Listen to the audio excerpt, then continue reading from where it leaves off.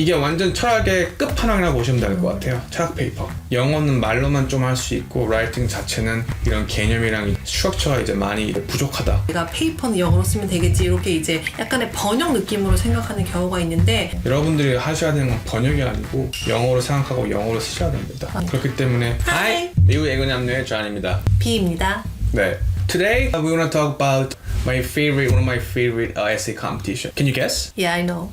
What is it? Of course, something related to philosophy. 맞습니다. 네, 오늘 저희가 이제 준비한 대회는요, IPO, International Philosophy Olympiad. 이름만 들어도 뭐가 거대하죠? 올림피아드, 뭐 수학 올림피아드, 물리 올림피아드 있는데요. 철학도 있습니다. 네. 오늘 왠지 잔이 할 말이 좀 많을 것 같은데. 근데 또 너무 많이 하면 안 되니까 최대한 제가 절제를 하겠습니다.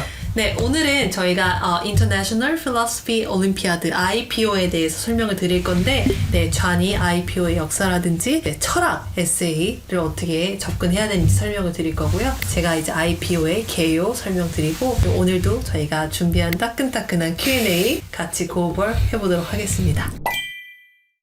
네, IPO, International Philosophy Olympiad. 말 그대로 철학 대회라고 보시면 될 것 같아요. 대회인데 미리 써서 내는 게 아니고요. 그 자리에서 이제 쓰는 대회라고 보시면 될 것 같아요. 일단은 그 프롬프트가 총 4개 주는데요. 그 프롬프트가 당연히 선택한 언어마다 다르겠지만 저희가 이제 메인이 영어라고 봤을 때 영어 프롬프트 4개가 있는데요. 프롬프트 자체가 유명한 철학자, thinker가 한 말의 한 부분을 캡처해서 이제 그게 이제 프롬프트로 되기 때문에 이게 굉장히 어려울 수가 있어요. 왜냐하면 thinker나 철학자들이 대부분 말하는 게 단어도 그렇고 좀 더 깊이 있게 이해하기 때문에 간혹 가다가 이 프롬프트 자체가 이제 이해가 안 가는 학생들이 많기 때문에 크게는 4개의 프롬프트 중에서 하나를 고르신 다음에 짧게는 2000자, 조금 길면 2500자 정도의 분량을 쓰시면 될 것 같아요. 시간이 주어지고 그 시간 안에서 쓰시면 됩니다. 그 전에 프롬프트를 알 수는 없고요. 대회 당일날 딱 시작되면은 모든 학생들이 동시에 딱 토픽이 주어지고 그걸 보고 이제 하나를 골라서 이제 주어진 시간 안에 쓰시면 됩니다. 이게 완전 철학의 끝판왕이라고 보시면 될 것 같아요. 철학 페이퍼. 만약에 여러분께서 학생 중에서 대학교 가서 철학을 메이저로 하고 싶다. 그럼 대학교에서 쓰는 스타일의 철학 페이퍼라고 보시면 될 것 같아요.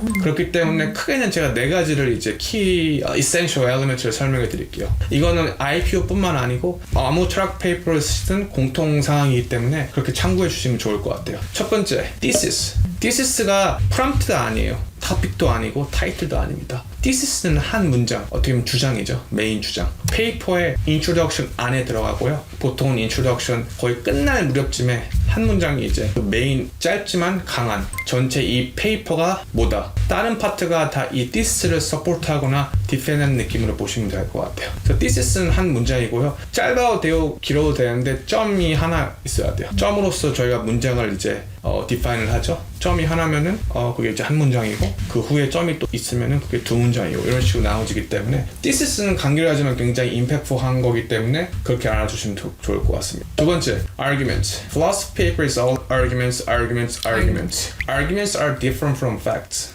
Also different from opinions. 크게는 arguments가요. 철학에서는 크게 2가지로 형성이 됩니다. premise랑 conclusion. premise는 예제죠. 조건을 다는 거예요. 그 다음에 conclusion. 조건이 되기 때문에 이렇게 돼야 된다. 라는 그런 약간 논리성, 라지컬한 그런 약간 관계 안에서 설명이 되는데요. 그건 보통 철학 전공자 안에서 이제 철학 페이퍼 쓴다고 했을 때 그런 개념의 argument고요. 보통 사람이 생각하는 argument는 그냥 주장입니다. 단순히 내 의견, 난 피자가 좋아 아니면 햄버거가 좋아. 어떤 게 더 좋으세요? 저는 피자요. 네, 그렇답니다. 이렇게 이런 게 이제 오피니언이고요. 주장은요. 이거를 이렇게 자기가 했을 때 그걸 뒷받침하는 뭔가가 있어야 돼요. 조금 더 이성적인 차원에서 오피니언이 이루어져야겠죠. 보통 사람들이 생각하는 아르규멘트입니다. 그래서 아르규멘트가 꼭 필요합니다. 하지만 IPO에서는 최소 2개의 아르규멘트를 요구하는 것보다 2개를 써야지만 분량도 그렇고 퀄리티를 봤을 때 퀄리티, 퀀티티를 둘 다 잡을 수 있기 때문에 적어도 아르규멘트 2개를 생각하셔야 됩니다. 세 번째, 아르규멘트가 있으면 그 다음에 있어야 될 게요. counter argument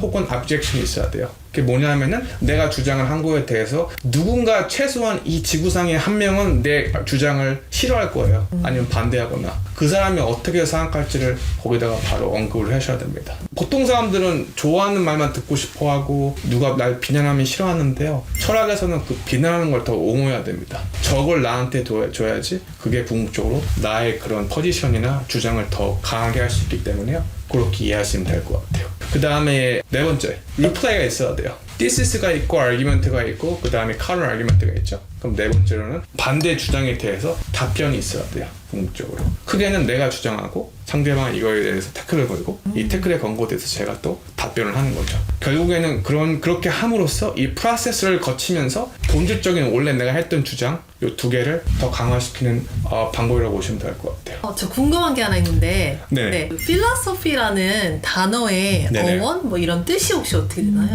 크게는 필로랑 이제 소피아. 그래서 파일로랑 소피아인데요. 필로는 이제 love, 그다음에 소피아는 wisdom이죠. 그래서 그 wisdom을 사랑하라. 그리스 어원이라고 보시면 돼요. 좋은 뜻인 것 같습니다. 네, 그럼 제가 이제 IPO 요 대회의 개요를 좀 설명을 드릴 텐데 이 대회는 조금 특이한 부분이 있어요. 뭐냐면은 말 그대로 인터내셔널 대회이긴 한데 이제 그 내가 속한 국가 안에서 일단 예선전이라는 걸 치러야 되는데요. 이 예선전은 이제 거의 대부분 모든 국가에서 치러지는데 이 치러지는 국가의 메인 언어가 있을 거잖아요. 한국 같은 경우는 한국어가 메인이고 미국 같은 경우는 영어가 메인이고 본인의 언어를 제외한 다른 언어로 이제 참가를 할 수가 있어요. 근데 이제 IPO에서 공식적으로 채택하는 언어가 4가지가 있는데 영어가 있고 그다음에 독어가 있고 그다음에 프랑스어가 있고 그다음에 스페니쉬 이렇게 4가지가 있거든요. 그래서 저희 같은 경우는 이제 영어로 에세이를 당연히 쓰고 지도를 하다 보니까 아쉽게도 이제 미국에 있는 학생들은 저희가 예선을 도와드리기가 좀 어려워요. 그래서 이번 케이스 같은 경우는 이제 한국에 계신 고객님들이 이제 예선을 치를 때 이제 저희의 도움을 받아서 이렇게 준비를 하곤 하는데 그 한국에 국한해서 예선에 대해서 설명을 드리고 그다음에 이제 인터내셔널 레벨로 이제 올라왔을 때는 그거는 이제 전 세계 공통이다 보니까 그거에 대해서 따로 설명을 드려볼게요. 일단 이제 한국 국내 예선 관련해서 이제 언어가 당연히 한국어는 사용하실 수 없으시고요. 영어랑 이제 독어랑 프렌치 요 3가지 중에서 골라야 돼요. 또 여기서 이제 한국 같은 경우는 또 스페니쉬는 또 제외가 돼서 대부분 아마 영어를 고를 거라고 생각을 하고 있고요. 그 안에서 이제 예선전 치를 때 본선이랑 동일하게 4개의 프롬프트가 이제 그 현장에서 발표가 될 거예요. 그럼 하나를 내가 선택을 해서 이제 주어진 4시간 동안 이제 자유롭게 좀 이제 에세이를 작성을 하는 건데 이렇게 이제 다른 에세이 대회랑의 차이는 보통의 우리가 대회들 같은 경우는 프롬프트가 이제 미리 발표가 돼서 한 2-3달 이제 에세이를 준비를 하고 제출일까지 이제 온라인으로 제출을 하잖아요. 근데 요 이제 IPO 같은 경우는 내가 시험 당일날 프롬프트를 볼 수 있다는 게 이제 가장 큰 특징이고 그러다 보니까 미리 내가 이제 당연히 에세이를 연습을 해볼 수는 있겠지만 그 프롬프트에 대해서 직접적인 답변을 준비할 수는 없다라는 게 특징이다 보니까 미리 좀 내가 이제 철학적인 그런 개념이라든지 철학 페이퍼 쓰는 방법이라든지 이렇게 조금 더 방법론적으로 접근을 하셔야지 이 대회를 이제 이해하실 수 있다고 보실 수가 있고요. 이 대회 같은 경우 국내 예선 같은 경우는 참가 조건이 하이스쿨 학생이어야 되고요. 나이로 쳤을 때 19세가 넘으면 안 돼요. 그래서 그 나이 이제 범위가 있고 요거는 이제 국내 예선이다 보니까 한국 국적이어야 돼요. 그래서 간혹 저희 고객님들 중에서 이제 미국에서 학교를 다니고 있는데 내가 국적은 한국이다. 그러면은 한국에서 시험을 보실 수가 있습니다. 왜냐면 한국 국적 기준이다 보니까 내가 학교를 뭐 미국에서 다니든 캐나다에서 다니든 그건 상관이 없고요. 그래서 국적이 이제 중요하다. 뭐 이해를 해주시면 될 것 같고 매년 1월에 이제 한국 예선 시험일이 정해져요. 뭐 1월 5일, 6일 이렇게 1월 초에 이제 정해지는데 그럼 그 정해진 날짜에 원래는 이제 어떤 특정 장소에서 오프라인으로 치러졌었는데 이제 코로나를 기점으로 이제 줌으로 시험이 바뀌었고요. 인터넷 환경 안에서 시험이 이제 주어지고 그 안에서 이제 시험을 보신다 보시면 될 것 같고 시험 보고서 이제 며칠 안에 일부 이제 학생들을 뽑아서 이제 인터뷰, 이제 면접이라고 이제 표현을 하죠. 그 인터뷰를 통해서 내가 에세이 썼던 거에 대해서 이제 질문도 받고 이제 한 번 더 이제 2차 관문이라고 보시면 될 것 같고 요 2차 관문 안에서 이제 학생들의 그런 수상 내역이 나오는데 이게 한국 예선이다 보니까 이 수상 이름이 좀 많이 생소할 것 같은데 네. 뭐가 있을 것 같아요? 금상?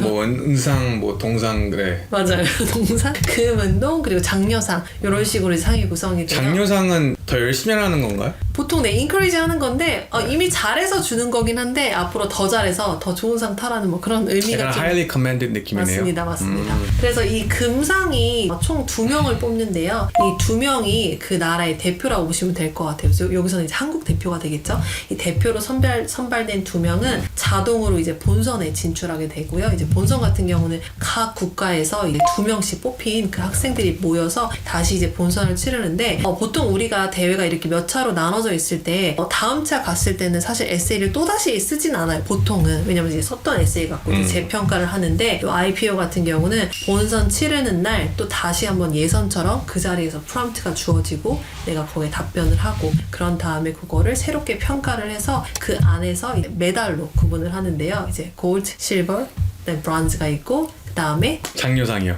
맞습니다. 커멘데이션 그 상이 있습니다. 그렇게 해서 이렇게 본선까지 가고 본선 같은 경우는 대부분 이제 1년에 한 번씩 유럽 이제 국가 그런 이제 도시에서 이제 열리게 되는데 작년 같은 경우는 이제 헬싱키에서 열렸고 올해는 어디죠? 올해는 아직 모르는데.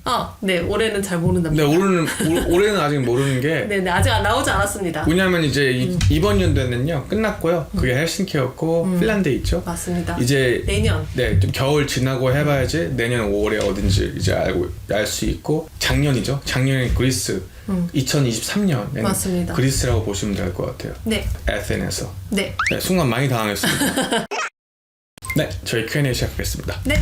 네, 오늘도 저희가 2개 따끈따끈한 거 준비했는데요. 제가 먼저 할까요? 제가 먼저 질문 드릴게요. 오케이, lady first. 이 대회가 이제 철학 에세이 대회이잖아요. 많은 학생들이 아마 철학이라는 그 개념 자체도 좀 생소할 수도 있을 것 같고 그랬을 때 만약에 철학에 이제 그런 초보다, 왕초보다 했을 때 이 대회만을 위해서 한 얼마 정도 어떻게 이거를 준비를 할 수 있는지 네, 크게는 아예 왕초라고 했을 때 나름 진짜 열심히 한다. 그러면 짧게는 한 4개월?